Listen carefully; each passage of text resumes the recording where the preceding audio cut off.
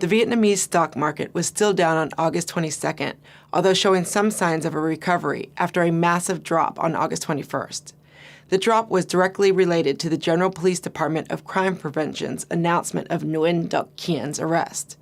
Khien, a banking tycoon who helped to start the Asia Commercial Bank, one of the country's largest private banks, was arrested for supposedly manipulating bank stocks for hostile takeovers.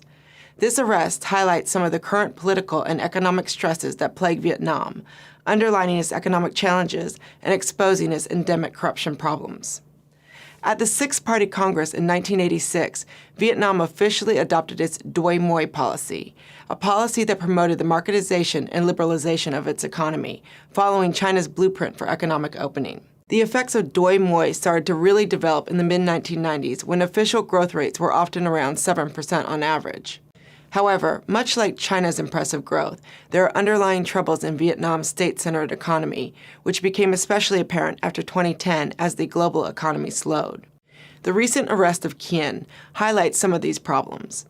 Vietnam's Doi Moi policy, centered on state-driven economic growth, fostered an environment where political patronage is paramount to economic success. Khien had built connections to the current prime minister and former governor of the State Bank of Vietnam, Nguyen Thanh Dong. This likely gave him an edge in the growth of his own personal wealth and influence. Prime Minister Dong himself has been under fire for mismanaging the economy and the exposure of several scandals involving state-owned enterprises. There are even rumors that he may face a vote of no confidence in October, pushing him out of office later this year or early in 2013. According to Vietnamese economist Dr. Vuong Truan Hoang, the problems facing the Vietnamese economy are fourfold. First, the frozen bank credit market, which showed a negative growth rate in the first half of 2012. Second, the free fall of the real estate market in both prices and scale of transactions. Third, the deterioration of the already poorly performing SOE sector. And finally, skyrocketing bad debts. Vietnam has the highest number of bad debts in Southeast Asia, with non-performing loans reaching 8.6% by the end of March. A recent survey of Vietnam's General Statistics Office, released in June 2012, indicates that 8.4% of the enterprises surveyed were bankrupt or had closed, and the domestic private sector failures were closer to 9.1%. Dr. Huang suggests an even direr situation.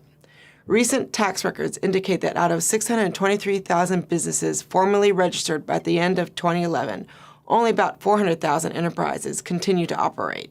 Some of the reasons for these failures include rising inflation, limited access to loans, increasing transport costs, unreliable electricity supply, and abrupt changes to economic policies. The mounting problems in Vietnam parallel many of the problems that China is facing, and despite efforts to privatize state-owned enterprises in both countries, vested interests in these industries remain a formidable challenge, stalling reform both politically and economically. State-owned enterprises in both countries are given preferential treatment, especially for bank credit and land acquisitions, and their ties to powerful leaders ensure they have a continued sway in policymaking. Further, in both Vietnam and China, factional infighting deters meaningful reform. Within Vietnam, there is ongoing factional warfare between pro-China and pro-business camps, led in part by Prime Minister Dong, and nationalization or anti-corruption camps, headed namely by President Trong Tan Sang. Prime Minister Dong until recently had the upper hand, but the Khien arrest may indicate a shift towards Sang's clean government push. Nevertheless, these factional debates lead to competing solutions to Vietnam's economic woes, and there is no firm agreement politically on how to move the country beyond its current economic hardships.